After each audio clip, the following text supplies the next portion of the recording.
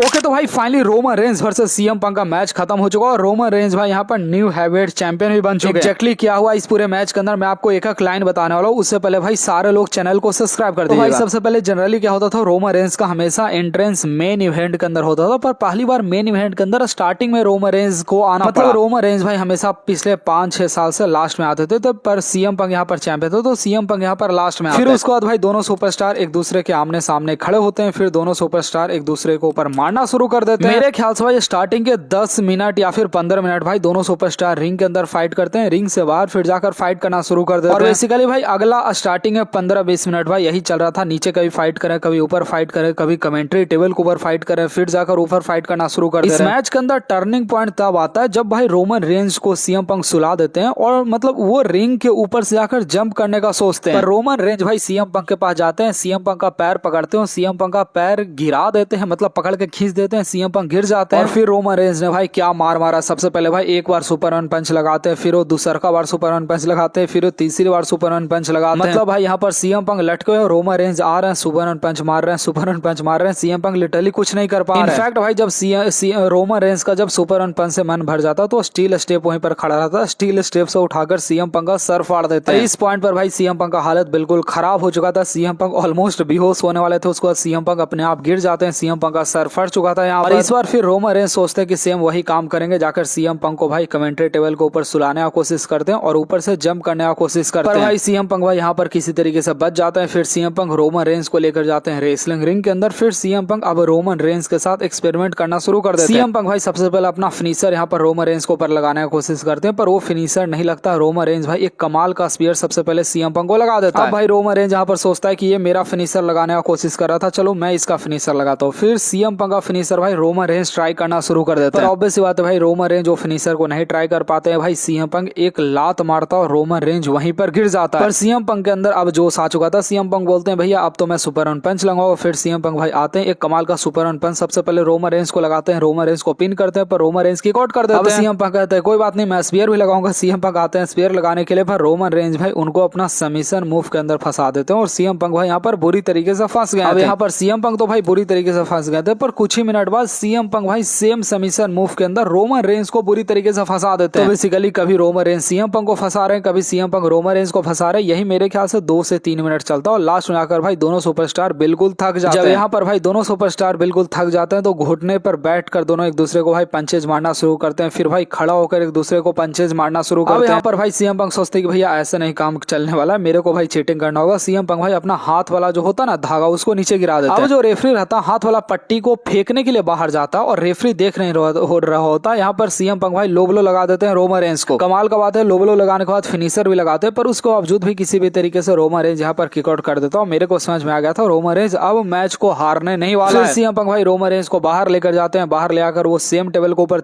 दूसरी बार Roman Reigns को सुलाया जाता है और सीएम पंक भाई ऊपर से जंप कर जाते हैं। इस बार फाइनली भाई सीएम पंक परफेक्ट लैंडिंग यहाँ पर कर चुके थे। रोमन रेंज भाई यहाँ पर मतलब गिर जाते हैं रोमन रेंज, और क्या मतलब रोमन रेंज का हालत खराब हो चुका था, सीएम पंक का हालत यहाँ पर पूरा खराब हो चुका था। यहाँ पर भाई सीएम पंक रोमन रेंज को लेकर आते हैं और अपना उनका क्या फिनिशर का नाम है, जीटीएस सिटी भाई क्या नाम है मुझे नाम भी नहीं याद। तो सबसे पहले भाई सीएम पंक अपना फिनिशर एक बार रोमन रेंज को ऊपर लगाते हैं, फिर वो दोबारा लगाते हैं क्योंकि रोमन रेंज भाई आकर उन्हीं के ऊपर गिर गए थे, पर दोबारा सीएम पंक खड़ा नहीं हो पाते। मतलब बेसिकली सीएम पंक खड़ा तो होते हैं पर वो फिनिशर नहीं लगा पाते। सीएम पंक इतने थक चुके थे कि वहीं पर वो गिर जाते हैं। फिर क्या था, एक तरफ रोमन रेंज गिरे हुए हैं, एक तरफ सीएम पंक गिरा हुआ है। रोमन रेंज सीएम पंक भाई कुछ कर ही नहीं पा रहे हैं। फिर भाई रोमन रेंज फाइनली उठते हैं, एक स्पीयर सीएम पंक को लगाते हैं। रोमन रेंज भाई दौड़ते हुए आते हैं, एक और कमाल का फिनिशर मतलब स्पीयर भाई सीएम पंक को लगाते हैं। इस तरीके से भाई सीएम पंक का द एंड हो चुका है, Roman Reigns finally undisputed champion बन चुके हैं। देखो मैं सही बताऊं मेरे को उतना खुश नहीं हो रहा, उसके पीछे का रीजन ब्रॉक लेसनर है। मैं सुबह से बहुत ज्यादा टेंशन में हूँ भाई, मुझे बहुत रोना आ रहा है, पर हाँ ब्रॉक लेसनर को लेकर ज्यादा मैं बाकी भाई ट्रिपल एस ने कैसा रेसलमेनिया दिया इसको रेटिंग में नेक्स्ट वीडियो के अंदर दूंगा। वीडियो को लाइक, चैनल को सब्सक्राइब।